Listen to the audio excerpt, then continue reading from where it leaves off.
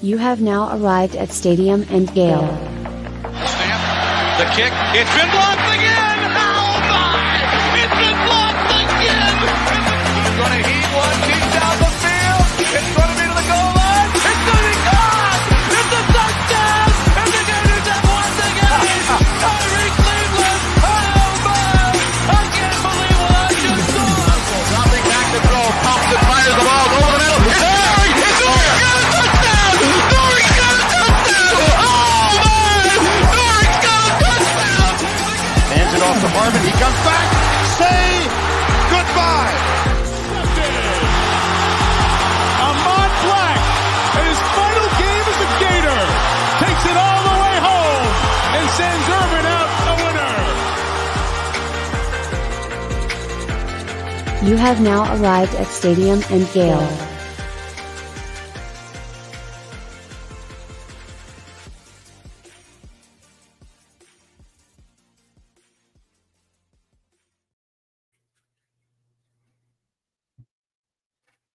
Ladies and gents, welcome to another episode of Stadium and Gale. It's your boy Corey.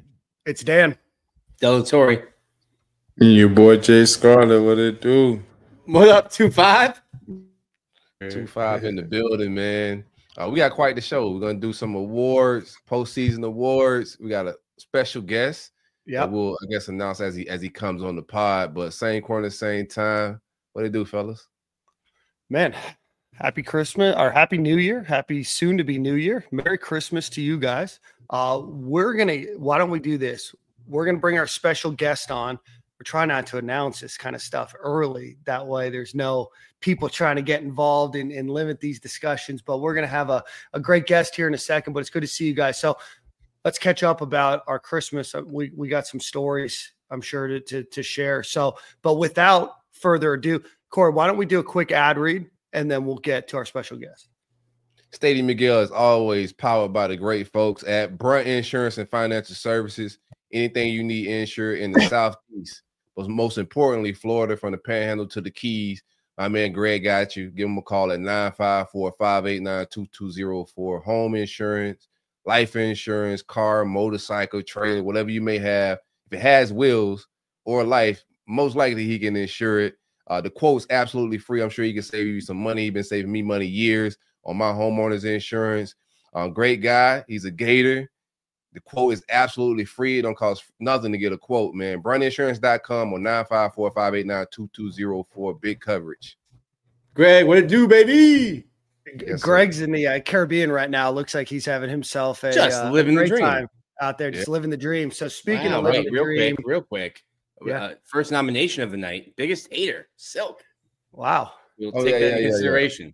Yeah. And that's how the name came, man. Like the name Silk was assigned to me because I was a hater, bro. I was hating on Miami Heat.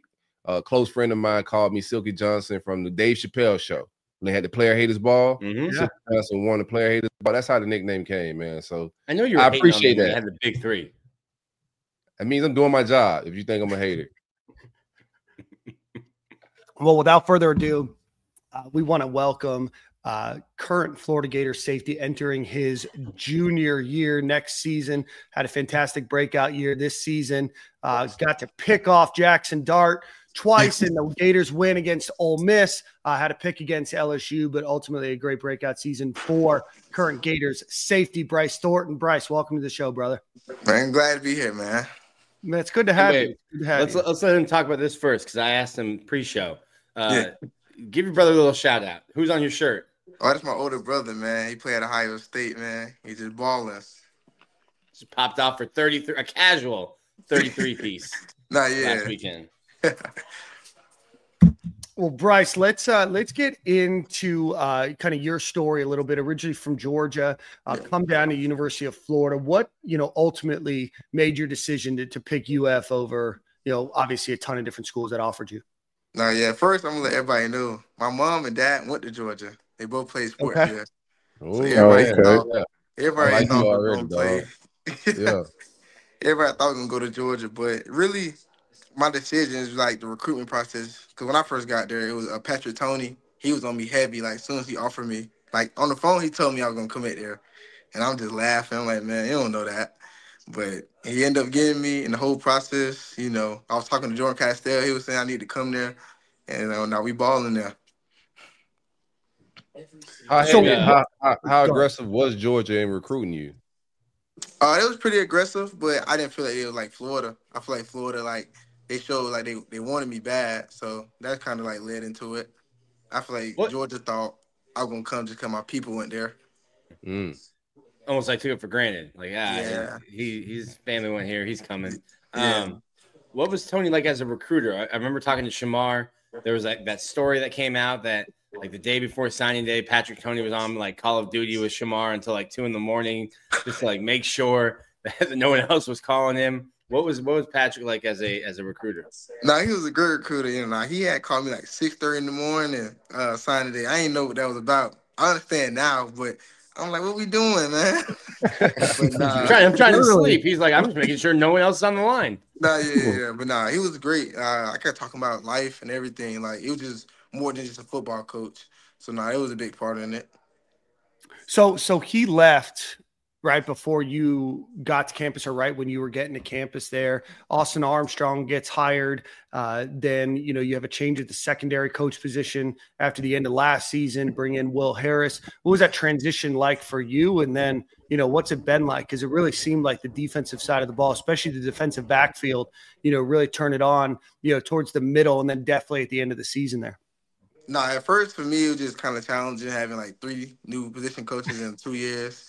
So I didn't know what to make out of it. But when Harris got there, like he just set the standard in the room, and like he really like stuck the standard through the good and the bad. So like he really mean a lot to the DB group. Like I just feel like me personally, I couldn't make half the plays if it wasn't for him. Like slowing the game down for me, and like watching extra film. Like even like you see him in drills and everything. Like you don't really see coaches do that. So like he make you want to play for him. So that was like a big thing for me. Does he ever have to like watch out? Like he might have said something to you on Monday, and then like Tuesday you get out there and it's like second period, and you're like, wow, I'm coming up. He's holding that pad. Maybe we give him a little extra thump going through these drills today. Oh, not too much. Harris' big thing is to instill confidence in everybody. He really never talk down to nobody. Like everything he do, basically to build confidence, and that's like the biggest thing. Like you can't play out there if you ain't confident. So he'll never try to tear nobody down. Like he just, you got to talk to everybody a different way, but he tries his best. Smart. What are you guys doing? That you hit him a little extra hard. Never admit it. Yeah. What are you guys doing differently? Before Will Harris got there, and even before Napier and those guys took the job, even with Patrick Tony before he came on, it's been a lapse or just a lack of physicalness from the secondary. Coming up to make those tackles, running the alley. You guys seem to be doing that very good this year. What's been the difference in coaching and just style of defense that make you guys up the level of tackling? Especially second, I feel like Will like demanded it. Like the first thing in there is you got to be physical. If you ain't physical, you ain't playing. So I like, if you want to get on the field, you better be physical. That was the biggest thing he kept saying all year. Like I know y'all can cover people, but to get to the next level, you got to be physical. So like he just kept bringing that all year. Even though it took us time to actually show it, but it's like it just kept playing. Like he's gonna keep talking about regardless. So I feel like that's the biggest thing with him, just preaching about it, like making us do hitting drills with him, like showing like, man, like hit me, like come on, like this ain't for the weak. Like if you really want to play SEC ball, you gotta be physical.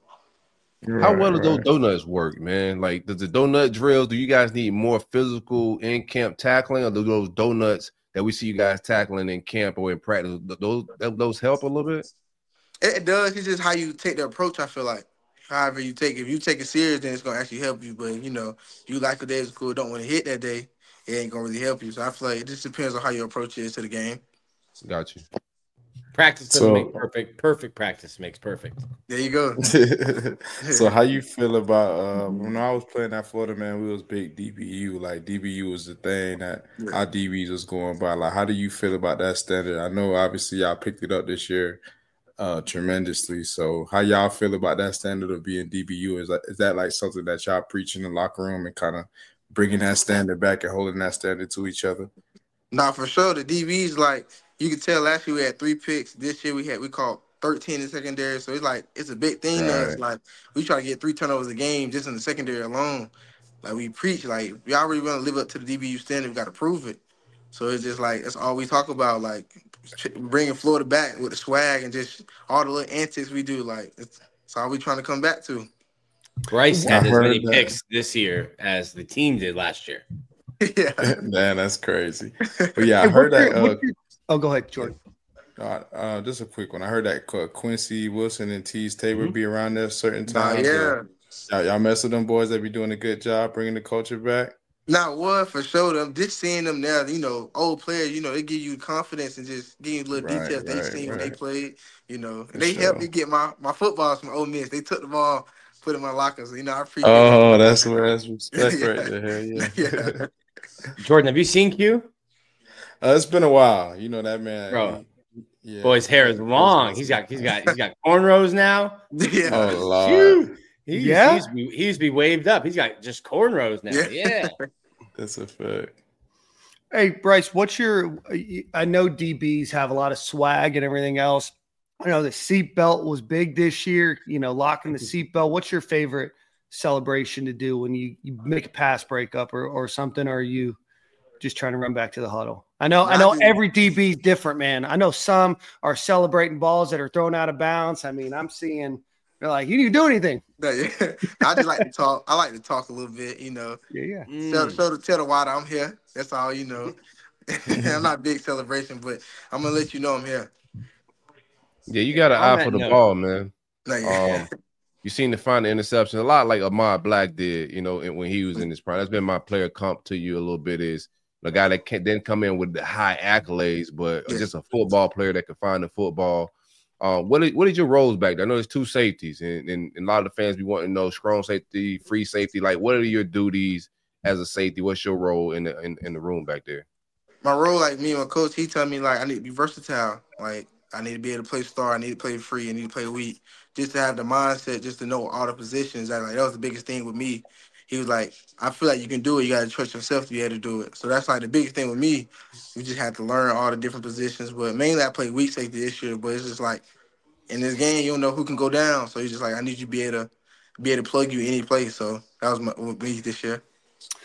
I have a kind of a mental question, because you mentioned players going down. Obviously, the Gators had 4 injuries at cornerback, a couple safeties. I mean, Asa Turner, a guy that was out of the portal, played 20 snaps this season before he got injured. Mm-hmm. How do you play mentally, knowing that you see your brothers going down with injuries? Does that change the way that you guys play at all? Do you have some timidity? You're like, oh man, I don't want to get hurt. But how do you kind of overcome some of that mental stuff when you see your guys go down? I feel like as the group, we just show like we got to make plays. Like it's not that many of us. Like it's only up to us. Like we only had 6 people that could play. Like if you really want to make it to the league, you got to make plays. Like you can't really think about injuries. Our goal was we need to make plays, and we need to show everybody that we can make plays.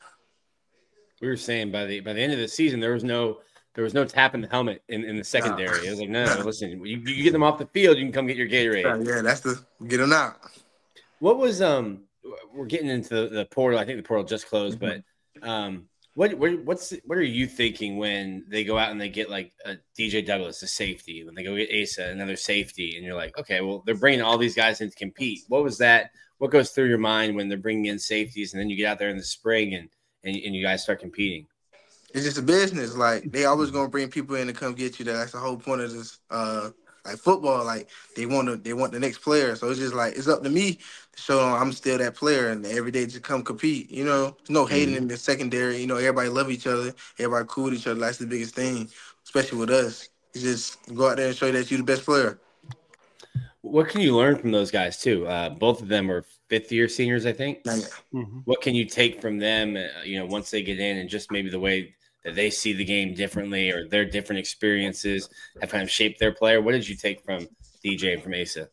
No, they helped me a lot. Just seeing like little extra film, a little details, how much they done played. Like some stuff I never looked at because I was just trying to just play ball. They done helped me like in the film room a lot. Just little details they done helped me. Like both of them, like it's a big, tremendous help for me this year.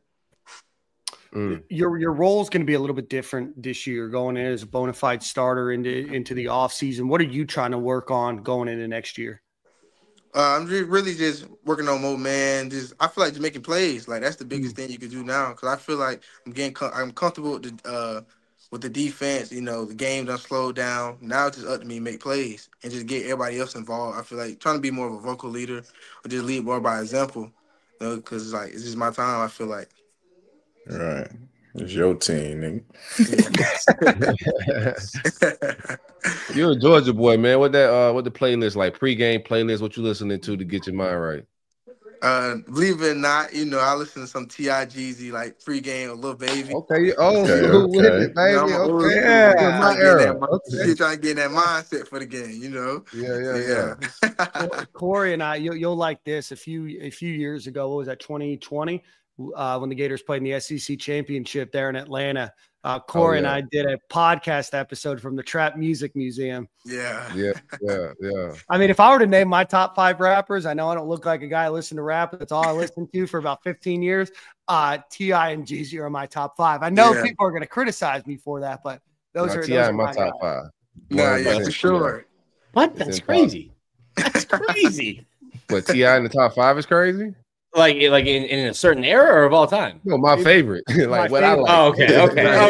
I thought we were doing a ranking of the top 5. I'm like, how? No. How, Sway? Top 5. Like Okay. music is personal. Is preferential. Yeah. You know? Right, Yeah.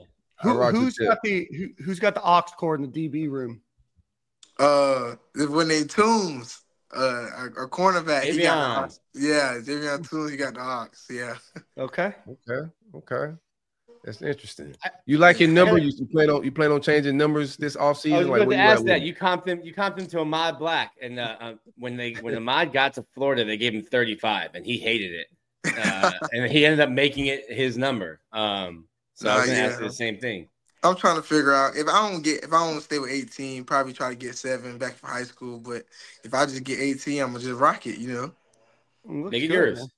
Yeah, it's a funky number, bro. I'm gonna be honest with you. It looks a little funky. You're a ball player. We gotta get you in a single digit, baby. That 7 should be free. Yeah, I'm trying to get that 7. Yeah, get that 7. There's 7 on defense right now. It was Chiquez. Yeah, Quez 7. Yeah. I'm sorry, going in. Yeah, you're right. Yeah, he should be out of there, bro.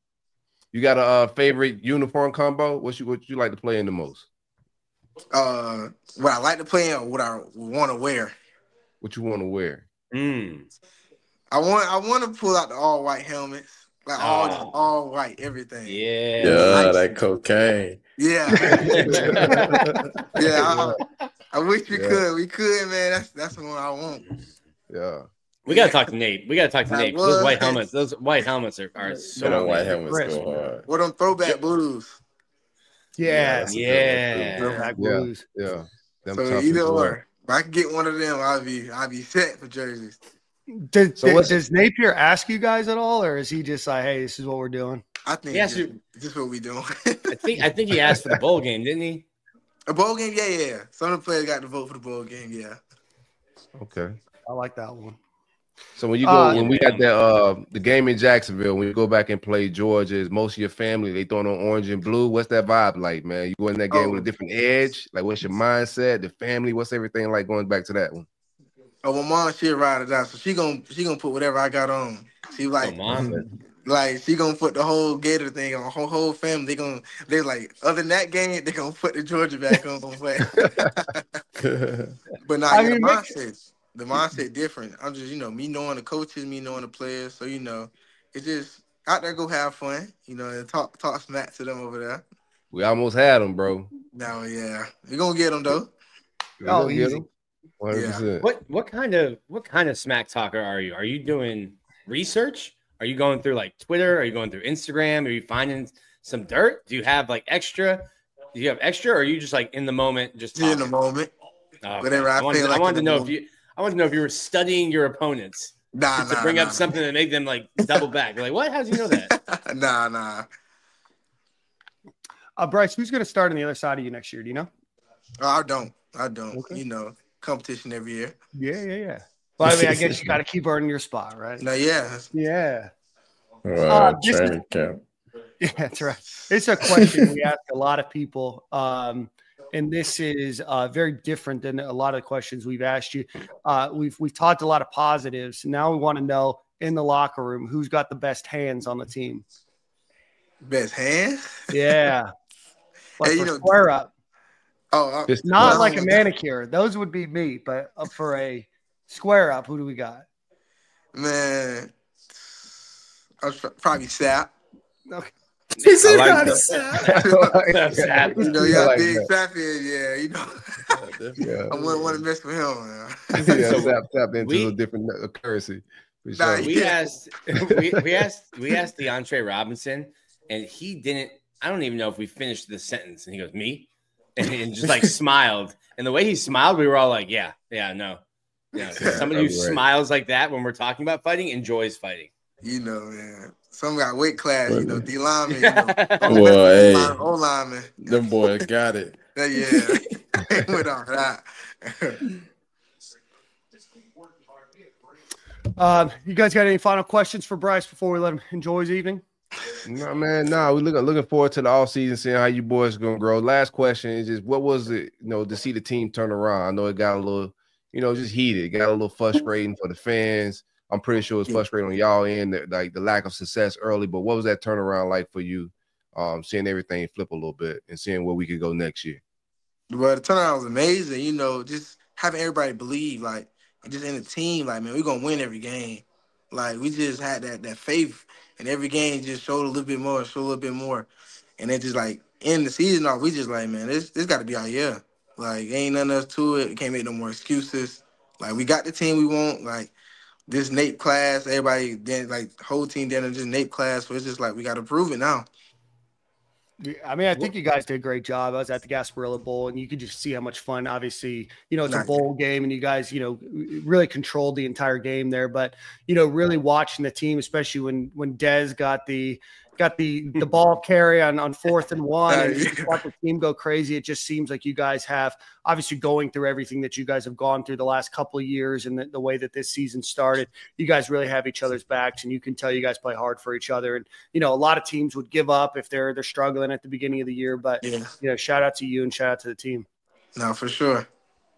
I got one more, man. Who's taking the calls on the field, like leader wise? Like who taking the calls and who was sending the calls in? Was it Ron Roberts or Austin Armstrong? Roberts in the box, so okay. I feel like he'll call it. I think he was calling the plays and then just signaling. It was like some of the GAs. I think they were just doing it. Got you. Did the Swamp's been sold out for a while, but did it start to feel different?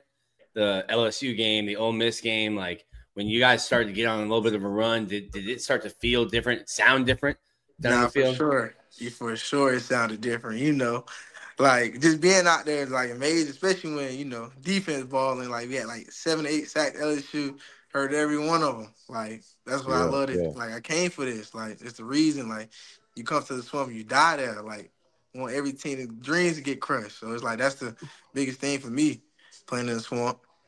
And then when you get your hands on two passes against Ole Miss, do you just black out after that? You're like running. You're like running around the field, like your hair's on fire. People are pointing you like, "Hey, go to the recruits." After the way that like Miami did it with the recruits, did you guys start to make like a point, like, "Hey, when we make a play at home, we're going over to these recruits to tell them like this is come here." This is the reason why you want to come here, yeah. Especially when I make plays like that, I can't hear nothing. Like just black out, like I don't know what's going on.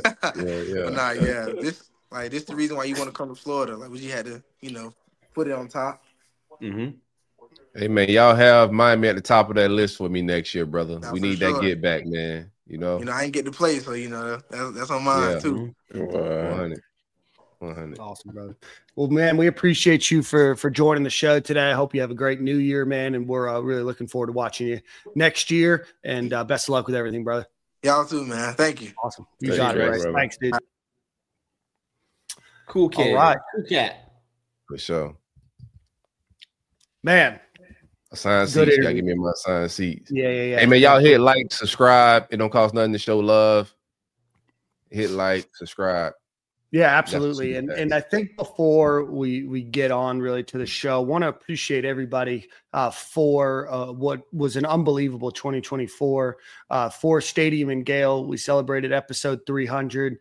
We probably did 65-ish episodes this season. We went through ups and downs, had a lot of great interviews, a lot of great guests. And, more importantly than that, we had a huge uptick in listenership and everybody that's new and found our channel through YouTube. We appreciate you, those that have stuck with us for 5.5 years on the podcast platforms. Man, we really appreciate each and every one of you. Appreciate our sponsors, but hell of a year. Maybe we can go over a few of those when we do our picks for the year and our postseason awards. But before we do that, let's give a quick shout out to our friends over at Game Time Sidekicks. If you are looking for the best cups in the game, Game Time Sidekicks is the place to go. Keep your hot drinks hot, your cold drinks cold. GameTimeSidekicks.com. Nick has pulled out a variety pack of drinks of cups there, so a whole cornucopia in Nick's hands. So go visit GameTimeSidekicks.com, use promo code Stadium15, you get 15% off of your order. We appreciate the guys over at Game Time Sidekicks. So again, GameTimeSidekicks.com, promo code Stadium15. Appreciate the super chats. Anthony Beck, appreciate you watching each and every week. If anybody decides to mess with Tyreek Sapp, they obviously don't care about their life. I would agree wholeheartedly. One more appreciation. You guys don't listen to Dan. He does appreciate when you introduce yourself to him while you're both at the urinal. Keep that same energy. Dan loves to meet you guys, and there's no better spot than in the bathroom at a football game. There, yeah, you'll see me in Gainesville next season for sure. Sean Sendler, who's a listen to the pod, tagged Corey and I guess he's at the Hornets game today. He said, I just ran into Del Curry in the bathroom before the Hornets game. I played it cool, thanks to my social guides. And then he tagged us. So I know Del Curry appreciates you, not doing the meet and greet. But Dan appreciates the meet and greet. Whoa. Easy. Big pause there. All right, guys. That was wild. That's nuts. That was nuts. Hey. All right. So the Stadium and Gale postseason award show begins now. I'm going to do this in a little bit out of order of how we did it, just because I think that some things we can get through a little quicker. We're going to start with the MVP of the season. So this is overall MVP, the offense, defense, special teams. We're going to do an MVP, then an offensive MVP, then a defensive MVP. Doesn't have to be the same person, So Nick, why don't we start with you? Who is your MVP this season? There's only one guy that got a brick this year. Bricks don't come every year, so I'm going with Jake Slaughter, center, first team All-American. Drove down to Daytona this week to see the in-laws and drove past Spar, Florida. I always thought Jake was from Ocala. He's from Spar. Yeah, which is about the size of the bedroom that you're in. I think Spar calls Ocala like, oh, we're going into town. We're going into the city. Yeah, they do. They do. So my uncle lives in Citra, which is right there. Yep. Growing up, I mean, especially before Amazon and everything else, like they would have specific days where they would go into town. It's a 20, 30-minute drive. Spar, Micanopy, that whole area, definitely. You got to go into town to get food. You got to go into town. We need a car part. We need a new light bulb. Right. 30 minutes to go grab it. Absolutely. So Jordan's looking like could never be me. No. Hell no. Jake Slaughter is your pick. Okay. MVP? Yeah. Okay. I don't go on. I don't think Corey. We already have you nominated for biggest hater. Go on. Yeah. No, I don't hate on my friends. I just hate on the ops. Yeah. Corey, who is your MVP? Not really hate if you hate on your ops, bro. You're supposed to hate on your ops, bro. I do a great job of hating on my ops. My friends, I show love to, man. But I like Jake Slaughter. I'm not mad at that. I'm going DJ Lagway. Okay. DJ, most valuable player, DJ Lagway. I think the season changed once he became the starter. The team plays better, even the defense. He's not even playing on the defense, but when he's at the game, just as the starting quarterback, everybody just clicks a little bit different. So I'm gonna just go DJ Lagway from a lot of different standpoints. I think he's the pulse of the team. Absolutely. Yeah, Rob, who actually just became a member. If you don't know about that, you can become a member of our channel and you can help support us. Rob agreed. Everything is Lagway, even defensive player of the year. All right. Jordan, who do you got, brother? Oh yeah, I think I'm gonna have to piggyback with Corey on that one, man. We seen the season change drastically once DJ Lagway came behind center. So to me, that's in my opinion the most valuable player because he elevated our team and changed the team. I do like the Jake pick though. I mean, I think he did great this year. Like you can't really take that from him. Without him, I mean, who knows what DJ will be doing right now? I thought my running back would have given a shout out to his big uglies up front. They gonna get their love. They gonna get their love, but it all starts with the quarterback, man. I'm grateful for everybody on the team, though, for sure. Jordan's still twitching from his time at Florida and his quarterbacks. He's seeing DJ. I'm trying to tell you, wondering if there's some eligibility left. Like, can I go back? I finish my degree. Can I go back? One more, huh? Yeah, no, it just echo. I'm not going to repeat everything. The season changed when DJ Lagway started playing. Certainly wasn't perfect, but the energy, what teams had to do to compensate for him, what he was able to do after being injured. We saw how the team reacted when he was injured against Texas. Undefeated as a starter that played the full game. I think Florida beats Georgia with him. So without him, it's hard to see what this team was going to be this season. I was a bigger fan than most of Graham Mertz. And in fact, I questioned Corey a few times on this pod about, putting DJ Lagway in right away. I don't think this team is 8-5 with him. And I think that the team and the way that he impacted the team is felt more than just statistically. So we'll go with DJ Lagway for myself as well. Offensive MVP. Corey, let's start with you. Man, it's tough. I don't want to get Lagway heavy here, but I feel like I gotta swap spots, man. Or can I I'm gonna do a politically correct one. Give me the running back room. I think they've been the most consistent room. I don't go with one guy. It's just tough, man. Montreal was a little up and down with injuries. Jaden Ball did more than carry his load as a true freshman. Jacoby Jackson has just been, more than what I anticipated. The whole room is just stout. So I'm just going to running back room because I don't want to just get DJ Lagway, give him all the awards like it's Mariah Carey or Beyonce in their prime or nothing like the Grammys. You feel me? But I'm going to say running back room, man. I think they was the most important and most valuable room altogether group that kept this thing grounded, whether it was Mertz, whether it was Lagway. That room has been consistent, So. Okay. Jordan? I'm going to have to go with Elijah Badger, man. I felt like he became DJ's connection once he came behind center, and I felt like it was good to hit the sigh of relief that basically, okay, we got a number one receiver, like we got an elite guy. So I felt like he took the pressure off of that and made DJ's job a little bit easier. He made a lot of big plays for us. So I'm going to go ahead and get an offensive player to him.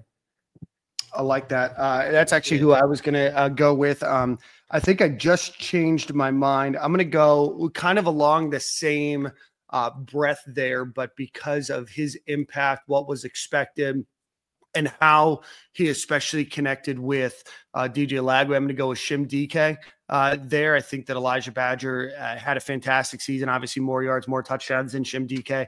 But I think Shim being the second guy, I think he overperformed what his 100%. Role was going to be this year. And then I think him overperforming also allowed Elijah Badger to do as well as he did. So, so I'm going to go with Shim DK there. I'll go with Lagway for the reasons that you guys said. I obviously put a little more planning into this than you guys because I've got two different guys. Didn't have to think on the fly. Jake Slaughter, MVP, best offensive player, DJ Lagway. I almost just swapped your picks, but I didn't want that to be look like too. I've been telegraphing a little bit, so I just went a little unconventional. All right, let's catching your patterns. Now we definitely won't have the same pick, Jordan. We're going to start with you, defensive MVP. If I'm gonna go defensive MVP, I got to go with my boy that was just on the show, man, Big Bryce. He stepped up big time this year. He kind of brought back DBU and brought back the culture, what we're supposed to be in the secondary. Like he said, I think last year they had 3 interceptions. I mean, the previous year they had 3 interceptions, so now 13. And shoot, he had more than the whole team last year. So I'm glad that he stepped up and is continuing to step up in the following year. So yeah, that's my defensive MVP. Yeah, no, I like that. I'm gonna go Tricuz Bridges for my defensive MVP. Nick? Tyreek Sapp, my guy. In his 4th year, he finally they put him on the outside, just let him eat. And I think he had the highest grade, PFF grade, best year of his career. Led the team in sacks, I believe. Led the team in sacks. Second in tackles for loss. The other one I would have gone with was Caleb Banks, but you only get one, bro. Caleb Banks didn't go to St. Thomas, so it's Tyreek Sapp. Wow, I start to get a whole room. Can't do that, bro. I'm gonna go with Bridges, man. I'm gonna go with Bridges for the same reasons. We seen him play 3 different spots, man. As the secondary got thin, he went from safety to star to outside that corner. He made himself some money, but he was super valuable to for us to be able to just continue to win games down the stretch. He threw 4 straight. We saw him play at a lot of different spots. He held his own at corner. When they put him at corner, I thought we was about to see some barbecue chicken. I ain't gonna lie to y'all. But he held his own, 100%. I'm gonna go Bridges. I like Sapp though. I like that Sapp take. Yeah. All right. Special teams. We're going to start with me. Normally we would start with Nick. It seems like it would, but we're just going in order, counterclockwise here on your screen. I'm going to go with the man that won the award for best long snapper in the country. But more importantly than that, I mean, just a guy that absolutely exudes enthusiasm, runs down the field, made a couple tackles. I got to go with my man, Rocco Underwood, Johnny Townsend's cousin. Yeah. They got special teams figured out in that family, bro. Right. Yeah, it's I'm going big seniority here. Rocco comes back. Maybe he can win this clearly prestigious award, special teams, special plays, special players. But Jeremy Crawshaw will be my guy. Looking forward to seeing him punt in the NFL. Rocco, great season. Maybe you can win the award next year. You're on mute, Dan. I said, I hope he can sleep tonight. I mean, it's tough. Yeah. It's tough. Core, who do you got? We'll go with Jeremy as well. Okay. He's been solid, just a great punter, flipping the field position for us in a lot of key moments. That's a lost part of the game that we don't even consider sometimes. But it's been sometimes we went 3 and out, and he still pinned him in the 15. Like, he's just been super in that, getting that type of stuff off, man. So I'm gonna go with Jeremy for sure. Okay. I think I'm gonna go with my boy Trey Smack, man. Can't leave him out. Love the name. The fans love him. He had a good year this year overall, man. So I think I'm gonna ride with Trey Smack. He was solid twice down the stretch. I gave him a hard time in the middle of the season, but down the stretch, he started. He started picking it up. Yeah. I mean, but still 18 for 21. I'm about to say, that's all the year. He missed. I think his longest was like 50 something, like a 56, 55 yarder. Yeah, he split uprights on it too. It wasn't like sketchy. Right. At that LSU game, no field goals was clutch. I was there. He hit some big boys, 51 yarders, dog. Like, and when it went off his foot, I was like, yeah, that's good. No stressing. Yeah, he missed a couple like shorter ones, and then like the timeline got on him. I think he like opened up Twitter and was like, I bet. That first kick against LSU was like 51 yards, and it sounded like Dan on the 4th of July with a mini cannon. That mini cannon. Like the foot hitting the ball, like in the press box. I looked up and I'm like, what the hell was that? And that would have been good from like 68. 100%. When it like I said, when they left his foot, I was at that game. I was like, yeah, that's good. That's good from 50 from the 50. Yeah. Shout out to Trey Smack, man. Yeah, no, I mean, I think I know he's caught some heat on the timeline. Otherwise, like a very productive place kicker in college, right? Maybe isn't relied on as much as some other kickers are, and may not be, an NFL kicker, but has been very, very reliable, has made some clutch kicks for the Gators this year. More importantly, when they're getting down there and when they aren't scoring points, he's getting points on the board. So Spence is here saying 3 for 4 on 50 plus with a long at 55. So great year for Trey Smack. Let's do coach of the year now. Nick, we'll start with you. I was going to be Coach Matt, but we faltered in the bowl game. Coach Matt lost his spot. It's got to be Jabbar Jalouk. You lose Trevor Etienne. You lose Montrell Johnson for a good portion of the season. The running back room was fantastic all year. I think a lot of those guys, too, have gotten better in pass pro. But, yeah, there was no drop-off in production, even losing your top 2 rushers in Etienne and then Montrell for a bunch of time this year. So hats off to Jabbar Jalouk and the job he did this year. Yeah, great pick. Corey. Oh, man. I'll go with my man Gerald Chapman. Defensive line didn't live up to the expectations last year. Billy Napier makes a change. The guy comes in and you just see a lot of development happening. You know, I like the way he coached in the offseason, a lot of the camp videos. You know, he was just a different type of energy that we needed in that room. And I think every position on the defensive line balled out. You know, defensive tackle, defensive ends, like edge rush, everybody just came in and did what they supposed to do, man. So I'm going to go with Chapman. I like the Jalouk take as well. Jordan? Yeah, I think I'm gonna go Jabbar too, man. I feel like he's like Nick said, man. We lose 2 of our best rushers supposedly, and then it's no drop off at all. Like we still out there running the ball effectively. So I got to give my hats off to him. Jordan hit them with the supposedly. Yeah. Wasn't no drop off. If not, probably got a little better. Yeah, probably. I wasn't trying to knock no one, trying to step I got a little shiver up my spine when you went supposedly. Pause. So I got 3 coaches here. Matt? No. So Jalouk was 1.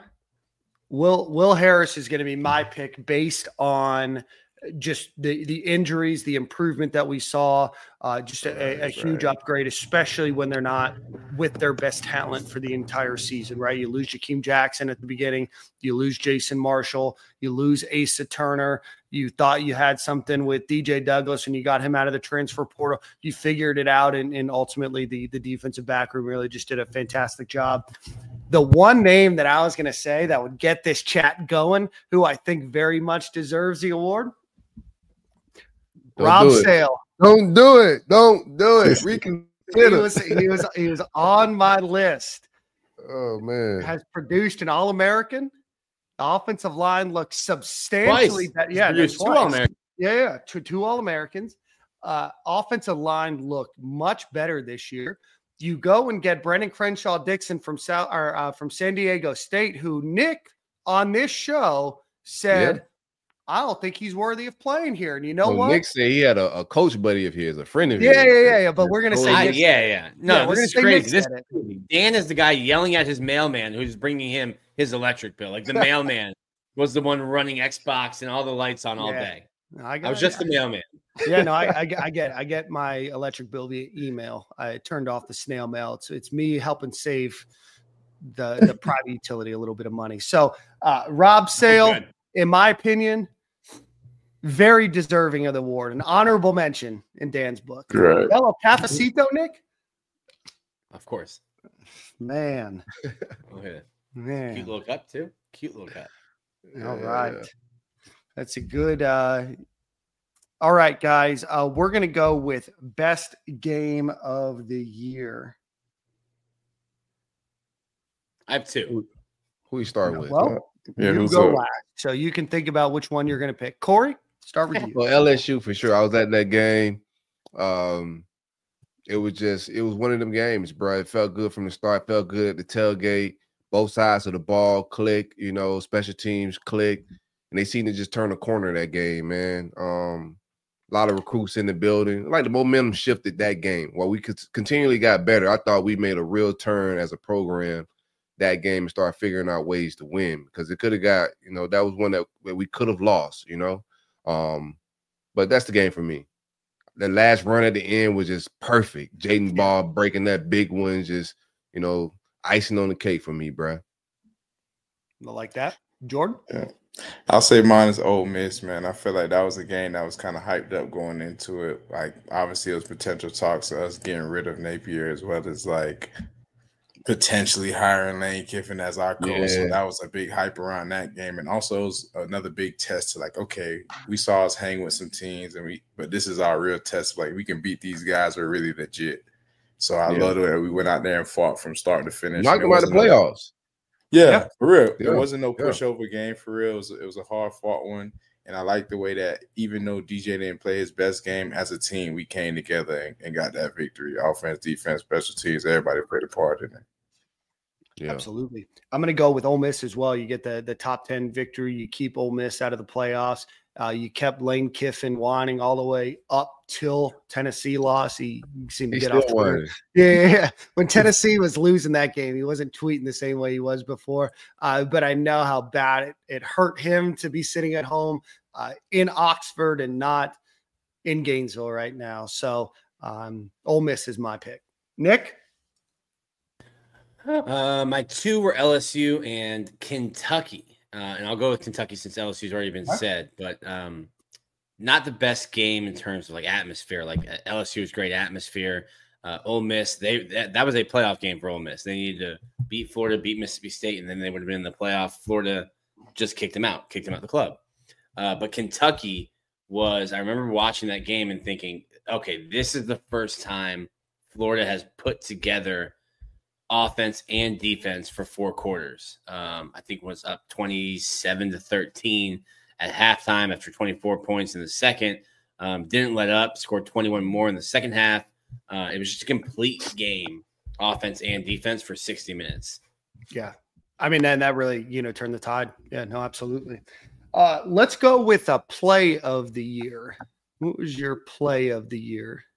I think we do have an award for best spinner. No, I've got one for worst take of the season, Nick. And we got I've that. already That's got on one. deck. You guys be patient. That's going to be the next one. Actually, we're going to move that up the list. Yeah. Jordan, what was your favorite play of the year? I would say, man, it was the Jaden Ball. He kind of said it earlier, but yeah, his big run versus LSU, man, I feel like that kind of put the icing on the cake. And that was a real competitive game, and it was going down to the wire. And just to see him kind of just bring life to everybody with that big home run hit, man, that was it for me. I'm gonna go with the couple plays that ended the Ole Miss game. Right, you get an interception, gets called back, and you go and get another interception.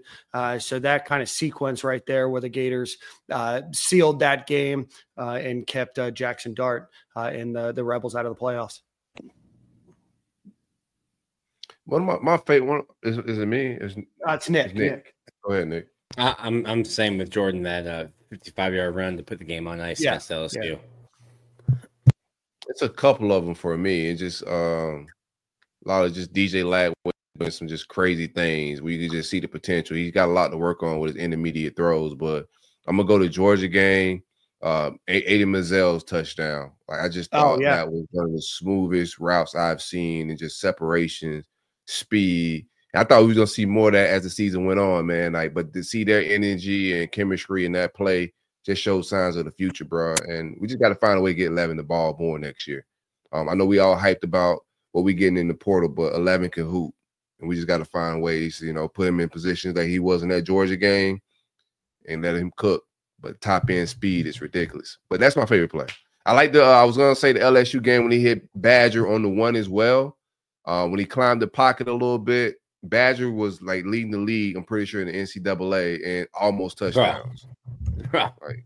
He only had 4, but I think he got stopped at like the inside the 3 2 or 3 times too.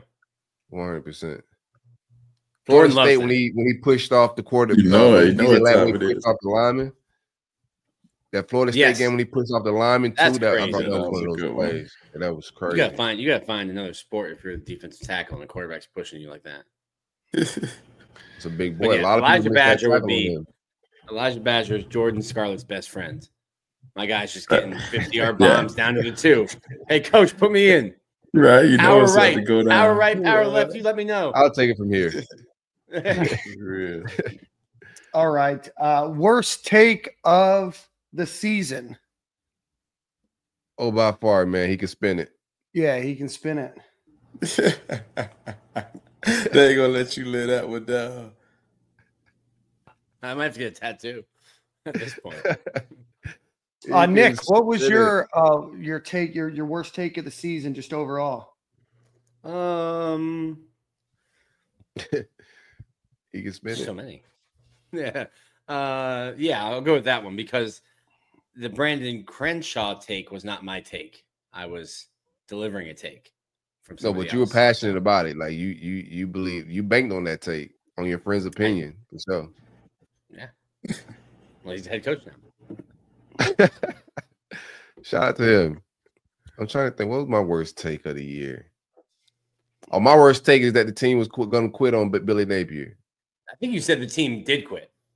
No, I said it was on the way. I didn't say they quit. I said they were going to quit. I think you said that. I went back and looked. Somebody sent me the clip. I forgot who DM'd me. You essentially said the Florida Gators are the French army. They have quit. They're waving the white flag in the locker room. They're on the way out with a baguette under their arm. People's that's slanderous. Right? You're just adding slanderous like verbiage that never went down. The conversation was Dan had said that the team hadn't quit, and I said I expect them to quit if they keep losing, but I was expecting them to quit, just hands down, and that just showed a different level. Now, if I wanted Billy Napier fired, or my opinion on that as well, just put out there. I don't want to keep beating a dead horse, but it just shows a lot about the guy, in the locker room he has and the culture he's building. Like they hit a rock bottom. They got blew out a couple of times. The fans, the media, like we was on top of their head, pause, and the team never quit. So just shout out to that, man. I had a terrible take. I don't mind being wrong. I like being wrong about stuff like that. It's all good. I think my worst take was I think earlier when I first got on the show, I said Desmond Watson was like the MVP of defense. My dog did play a role in the run stoppage, but it's just not everything in a bag of chips. But my dog had his shine. That was definitely my worst take. One of my favorite plays was gonna be when he picked bro up in that. Hey, he couldn't get it to him. He's like, "I'm gonna be a nice dude today. I'll put you back down." Yo, me and my dad was like, "No, don't slam him." Down. Yeah, he wanted to. All right, this is one that we didn't talk about. So not just play, whatever. What was your favorite moment of the year? And you can think about it. Let's do a quick ad read. Your favorite moment of the year, whether it was a play, whether it was a celebration, whatever it might be. Let's give a quick shout out to our friends over at Home Field Apparel. Go visit homefieldapparel.com. Use promo code Stadium and Gale at checkout. You'll get 15% off of your order. Shirts, hoodies, jackets. Now they got the baseball pullover coming back in March. Go visit alumnihall.com. Promo code Stadium and Gale at checkout will get you 15% off of your order. Nick, we'll start with you. What was your favorite moment of the season? I was on the field for it. I was on the field for the fracas, as they would call it, back in the 1930s. I was on the field for FSU, the flag plant. Yeah. I'm going to go with that. And then I was also on the sideline for the Des Watson carry. Yeah. And not even the Des Watson carry, because it was like they put Des in and then there was like a timeout. And there was so much anticipation on the sideline. And then Des had to run back over, and Billy's pumped. The whole sideline's pumped. I think they just called, what did they call the play? Hawk? Because that was Tua. His high school his high school team. Anytime a play call just has one word, it's something special. But just seeing how excited the team was to watch Des get a carry. Yeah. So those would be my two. Okay. You get one. So which one are you picking? The fracas or the Des Watson earthquake run? Let's go with the fracas. Okay. Flag, baby. Okay. Shout out to the flag playing. Corey, what do you got? I was in the living room. My son was mad that we didn't go to the Ole Miss game. He came in, Dad, they dunking the ball on the sidelines, man. I'm gonna go to the Ole Miss game when they brought the rim out. Good to see them boys have some fun. It been, a lot of misery, on them sidelines. So to see that Billy is with the smoke a little bit, that's how I knew the Florida State game. He may apologize to get some PR off, but he with the shenanigans a little bit. They had a whole basketball rim on the sidelines, and they rubbed it into whoever. A lot of Gator fans wanted Kiffin, so that's the moment, man. My son came out there telling me, "I told you we should have went to the game." I was feeling the same thing. Back-to-back weeks, we should have went LSU then Ole Miss, bro. Just robbing Junior of memories by staying in West Palm.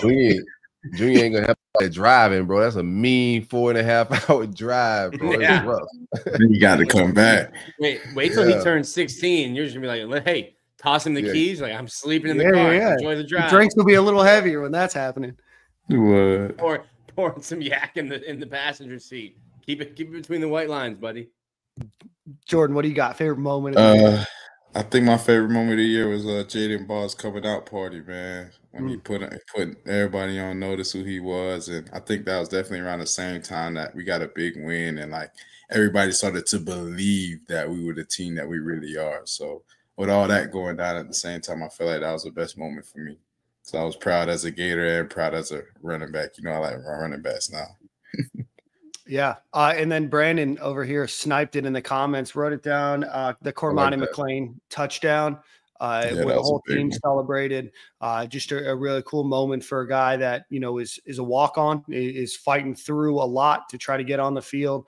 And he really shut down Kentucky during that game, ends up with a pick six, and just a really cool story for him. And hopefully next season is a breakout year for Mr. McLean. All right, guys. If we do a Rudy Award, I think Cormani will get the Rudy Award, best walk on. Who's that? No, we're not really a walk on, man. Yeah, I mean, he's not even a walk on anymore. He's on scholarship. As soon as the spring semester starts, he's on scholarship. But so Rudy was offsides. Cormani scored a touchdown. Was onside. Yeah. You have really, I mean, you don't have a lot, right? You've got Aiden Warner. You've got Cormani McLean, Alfonso Allen. Hey, let's go Rubio. Rubio got the streets talking this week. Yeah, Rubio. Yeah. Too fast. Let's give all of them their flowers. Jordan, it's a tough job. It's an unsung hero's job, you know? Have we talked about, maybe I'm not on TikTok, but have we talked about Rubio's touchdown celebration? I'm not sure what that dance was. So funny. You could tell he was feeling himself, though. He was feeling it. Yeah. He said, I get this end zone, I'm going to do it. I don't care what nobody says. That's exactly what that looked like right there. He practiced that joint for sure, man. I was happy for him, though, man. That was good. 100%. All right. Unsung hero, you said? No. No, we're to I mean, there's just not. Yeah, we're not there yet. Freshman of the year. Freshman of the year. I think it's Corey's turn. I mean, I'm gonna do the easy DJ Lagway. We'll do offense and defense. Offense and defense. Okay. Go Miles Graham on defense. Miles has been, not just a guy that they tried to bring on later on in the season. He contributed early. Run game, pass game. He's just been super impressive. Really aggressive. His physicalness as a true freshman was impressive. You could tell he comes from a football family. He's just a straight up dog, man. So Miles Graham on defense. And offense, man, it's hard not to go with DJ Lagway. A couple of guys you go there on offense too, but DJ Lagway, Miles Graham. Okay. Jaden Ball. Nick, right? You're last here. Go ahead, Jordan. I was just last. I'm gonna go Miles Graham and Jaden Ball, man. Sticking with my RB gang. He held it down from start to finish. And obviously, I'm not going to be repetitive on Miles Graham. He had a great year on defense, stepping in where he could and making plays. Yeah, I'm going to go Jaden Ball. And then I think he counts because he's a redshirt freshman in Aaron Gates. I'm going to go Aaron Gates holding that down. Nick? Those are my two, Jaden Ball and Aaron Gates. I thought I would be the only one to take the redshirt route. That's why you were trying to jump the line. I see. Yeah, I see. I was. Rob here is asking, is Sapp coming back? I think that you're waiting on an official announcement, but I would anticipate Tyreek Sapp being on the roster here in January. All right. Biggest surprise performance. I would go with my boy Anthony Rubio, man, getting a TD. Man. Okay. Boy, you got running backs for days, and you let 2-5 get in there. I love that. Is he wearing the jersey well? He sure is. He may be proud. I was jumping up and down on the TV, so he got me. I'm going to go for biggest surprise performance, kind of a different round. I'm going to go with Brendan Crenshaw-Dixon. Man, Damian George could have been a good pick too. But I'm going to go Brendan Crenshaw-Dixon, really stepped up into that role. The offensive line was shaky to start the year. Obviously, you guys saw that against Miami and really getting who is going to start in the offensive line. But I think there's no doubt that Brendan Crenshaw-Dixon deserved that spot at one point. I don't know where he's at now. Pro Football Focus had him ranked in the top 20 offensive tackles in all of college football. So I'm going to go with Brendan Crenshaw-Dixon for biggest surprise. Nick. Surprise, Jim DK. like, is it the whole season or is it like like performance of the game? Oh, I just thought it was like maybe a player for the season, like the biggest surprise performance. Okay. Yeah, as a player. Gotcha. For me, Jim DK. I think when he committed, we were like, what's Billy's fascination with Wisconsin? Did he secretly get a degree from there? And then Chim, I don't know that we were wrong about him. When I talked to Tyler Miles, like he said that Chim PR'd his like top end speed 5 times in the offseason. So I think he might have become a different player than he was at Wisconsin. But in terms of being reliable as a receiver, being a great blocker as a receiver, I know Jordan appreciates receivers out there getting their hands dirty. And then on punt return, he was solid on punt return all year as well. So I think Chim was a surprise based on what we thought he would be when he committed in the spring. Yeah, and after the orange and blue game, right? Yeah. Corey. I think we all going to have DK at different spots as for awards, but I got him at a different award as well. I'm going to go George Gums. Straight up gangster. Surprised the hell out of me. I'm going to be honest with you. I seen a few clips preseason, seeing the photo of him, but it's just a guy that's just well put together. You know, not doing any cheap checks like Nick. Tyreek Sapp says he looks like he's been in the penitentiary.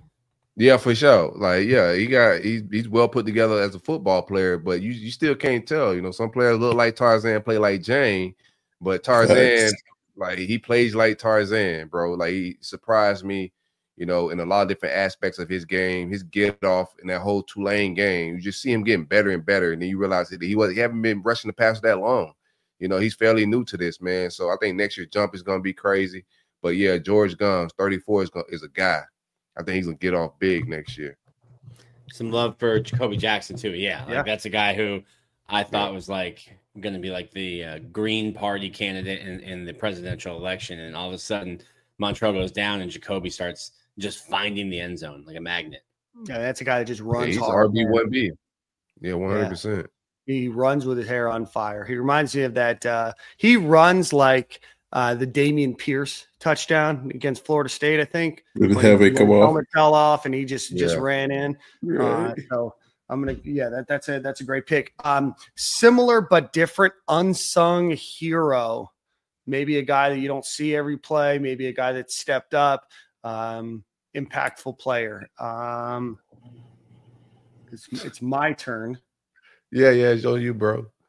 Yeah. So for Unsung Hero Award, I'm going to go with Damian George. Not the best offensive lineman on the team, had a massive jump up this year.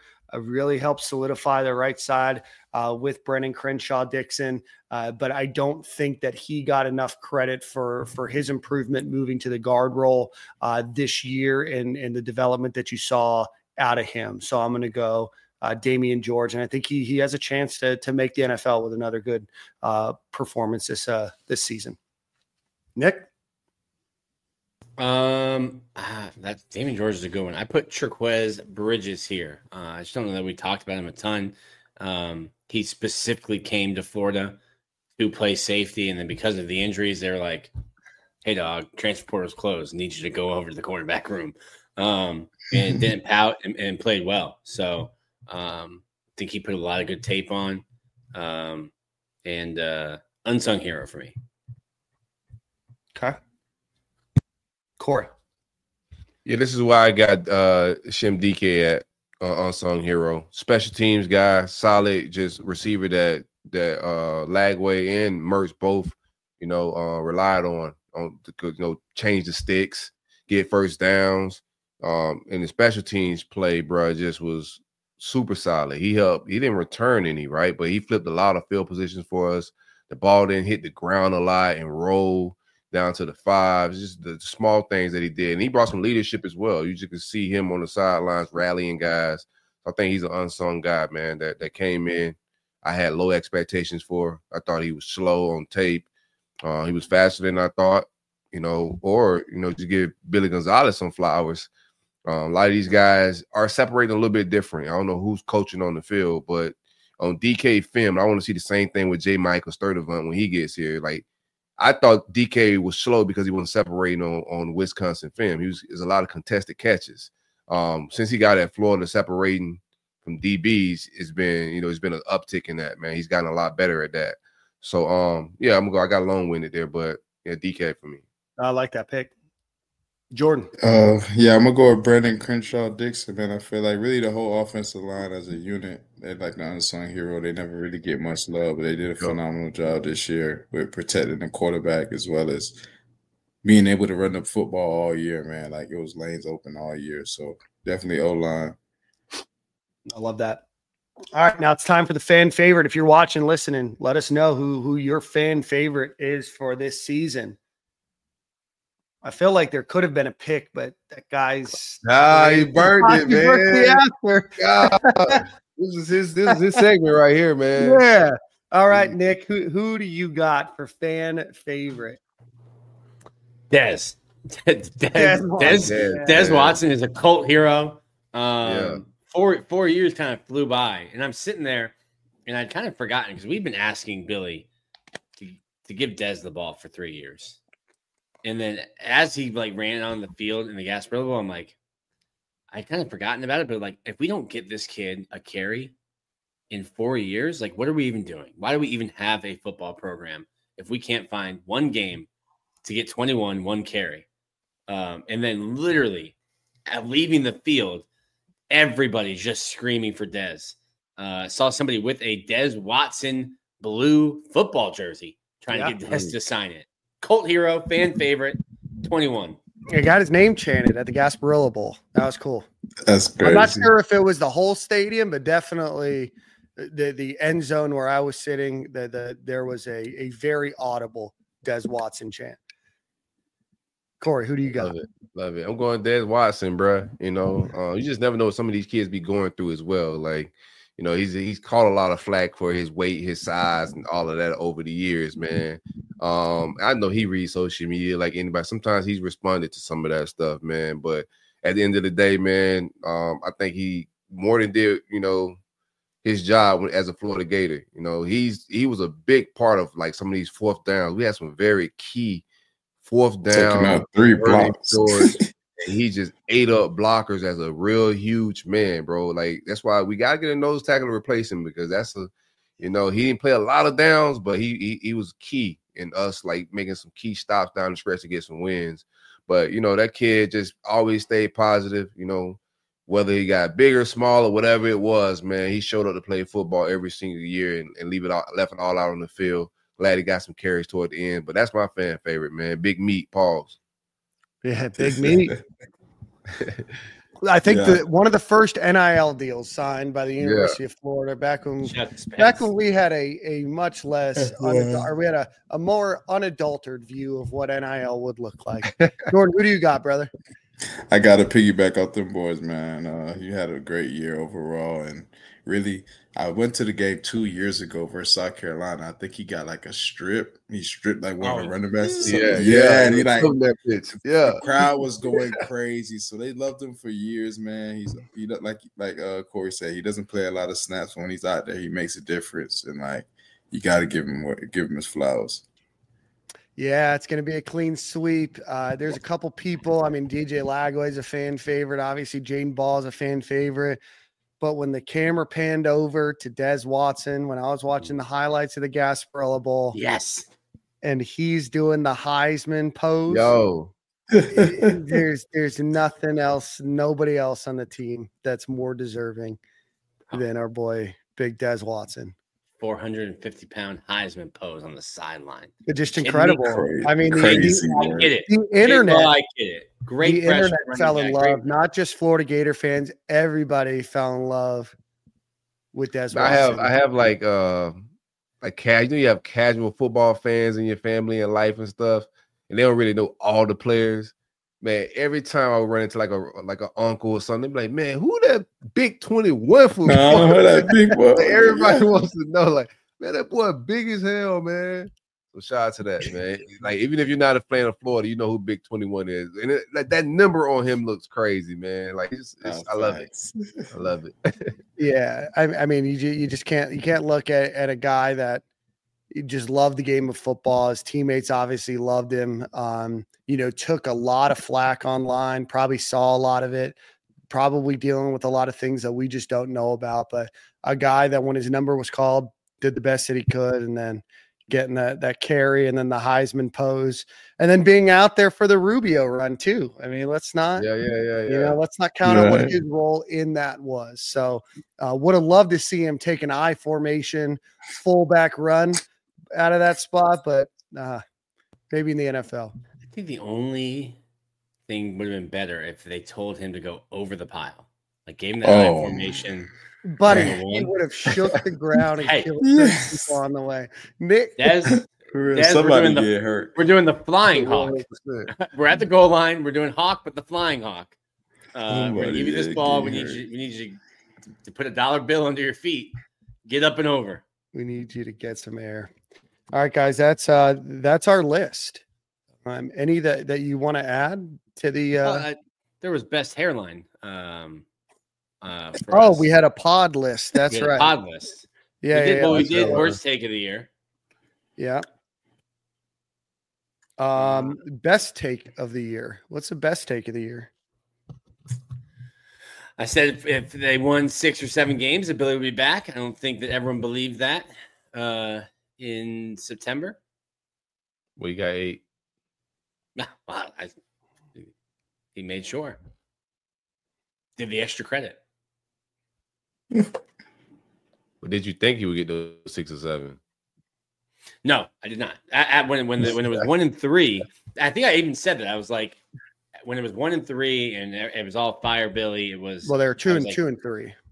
They're 1 and 2. Sorry, 1 and 2. 1 and 2. Yeah, you're right. After the A&M game is what I meant. Yeah. When like the fire Billy was like really going rampant, and I was like, if he gets to 6 or 7, he's gonna come back. And I was like, but the road to 6 or 7, based on what they looked like in week 1 and week 3, you're like, that road is lava, and you can't walk it. But yeah, the team didn't quit and found a way, especially finished. This is the first offseason that we've had in 3 years that you're going into it with some momentum and some good feeling too. We got a lot of positivity entering this offseason. We're going to capitalize on that here on the pod. Corey, best take of the year. I said preseason, I thought we had enough talent to beat every team on our schedule. I still stand by it. I thought that like after the Miami game, I didn't think the score reflected the talent we had on this roster. Just give those guys their flowers. I have, my differences on how they game day coach, like the game planning, the offense, the play calling. I have my takes that. But when it comes to just acquiring talent, like these dudes, I think evaluate very well. And just top to bottom, when I look at other teams' roster, like now you're gonna have a hard time convincing me that Georgia has a better roster than us. Like you gotta show me on paper because I don't see it. So I just thought that the entire season. And so some of the games that we lost that I thought we should have won was frustrating because I know they've acquired the talent, not through the portal. They did it the long, hard way. And this is the year they was waiting on. So I thought it was a good take towards the end of the year. Like every team we got on the field with, we could have beat. And I think next year, some of those close losses are turning wins, man. Yeah. Jordan. No, I said mine was the Ole Miss upset. I know I was screaming Yeah. it was going to beat everybody every week of our predictions because it's hard for me to say my Gators going to lose. But the Ole Miss one, I felt real confident in. I felt like we definitely had a chance to beat them for sure.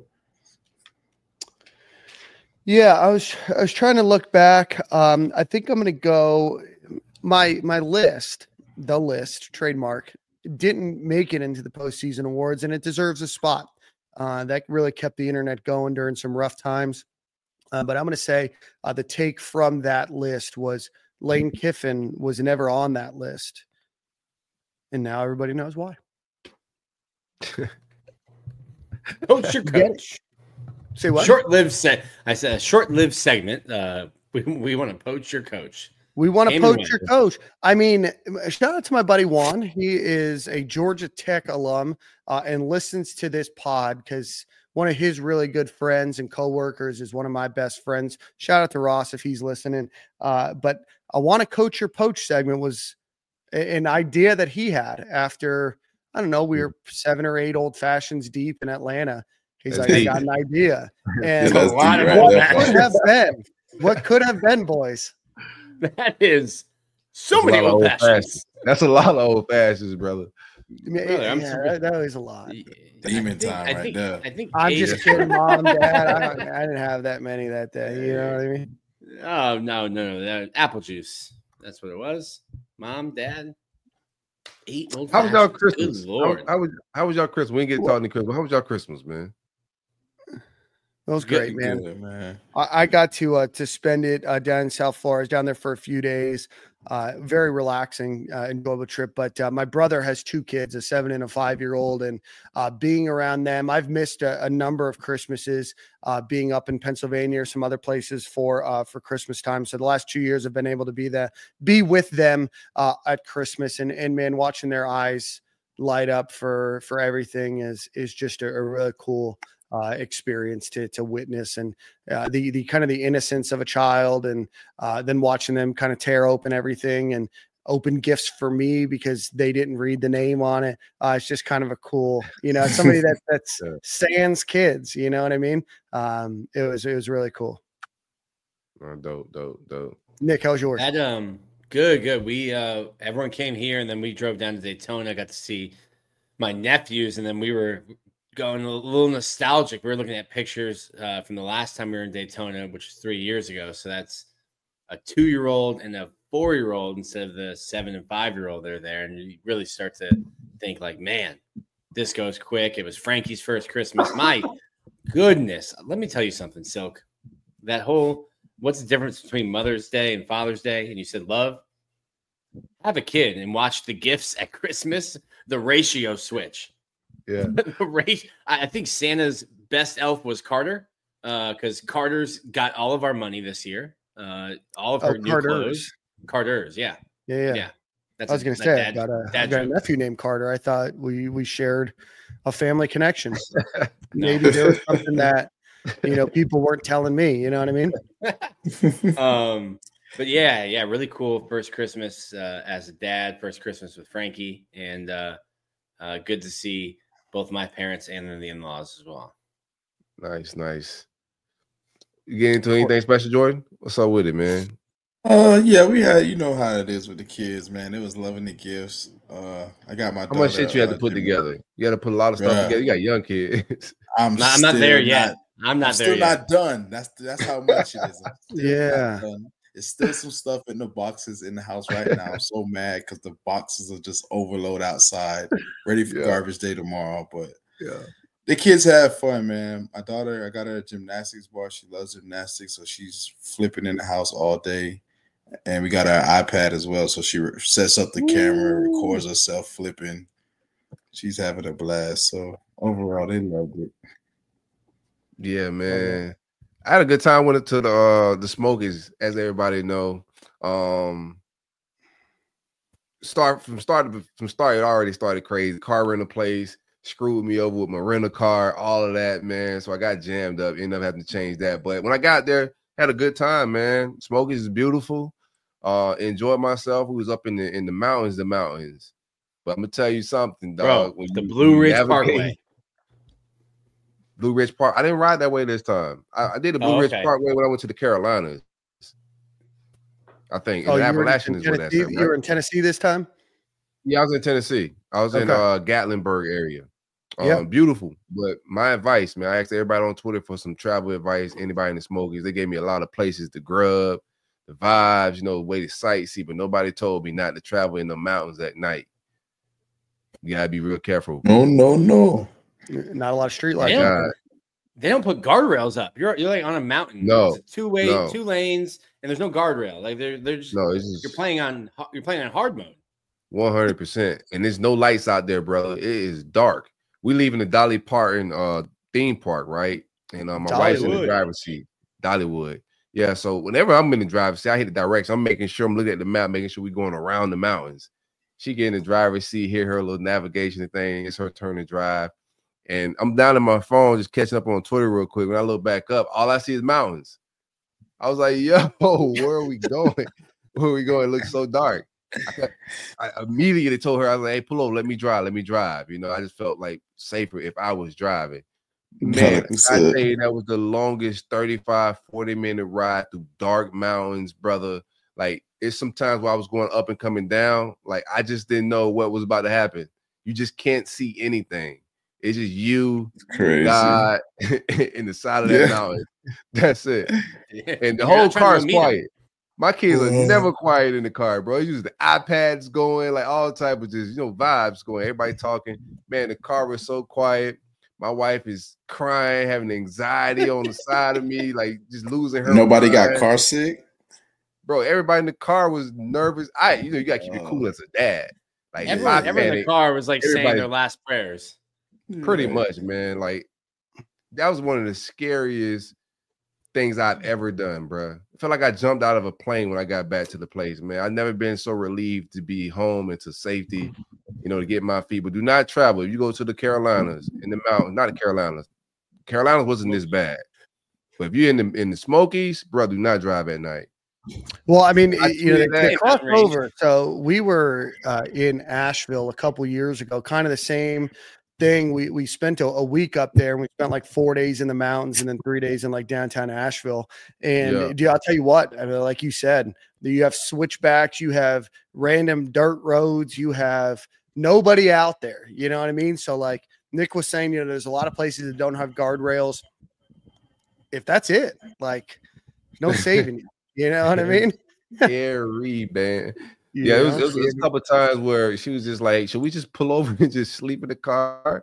Like, didn't want to drive, I had so many people in my mentions after I tweeted that, like how scary it was. 1,000 people like, yeah, man, I almost died out there. I'm like, bro, nobody gave me that type of advice pre-vacation, but everybody had almost died in the mountain story afterwards. Absolutely. All right, guys. I think anything else before we wrap up here? Jonte Cook. We got a quarterback. Did we talk about the quarterback last show? Good addition. I don't know if we talked about that. Yeah, we did. I thought we said that there was a lot of culture in the quarterback room. Yeah, a lot of culture in the quarterback. Oh, I missed the last show. Yeah, you missed last. Yeah, you missed. Yeah. That's right. Yeah, that's right. The three of us broke down. Purdy said the room's looking. You were yelling at Enterprise. I was yelling at Enterprise. You were yelling at Enterprise. That's right. Yeah. So I think that brings us to kind of the end of the show. Jonte Cook went to Washington. I think we might wait and see. I think Florida's probably done at the wide receiver position.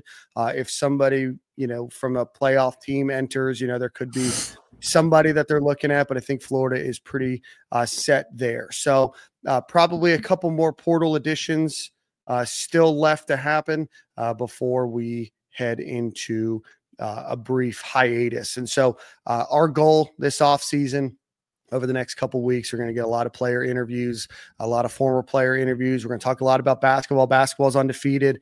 They start SEC play in a couple of days, kind of a tough stretch. I know they play Kentucky to kick it off here in the next couple of days as well. So we're going to keep following up with that. We'll follow up with baseball. We'll keep you guys up to date with everything. So any final words before we do a quick ad read and get out of here?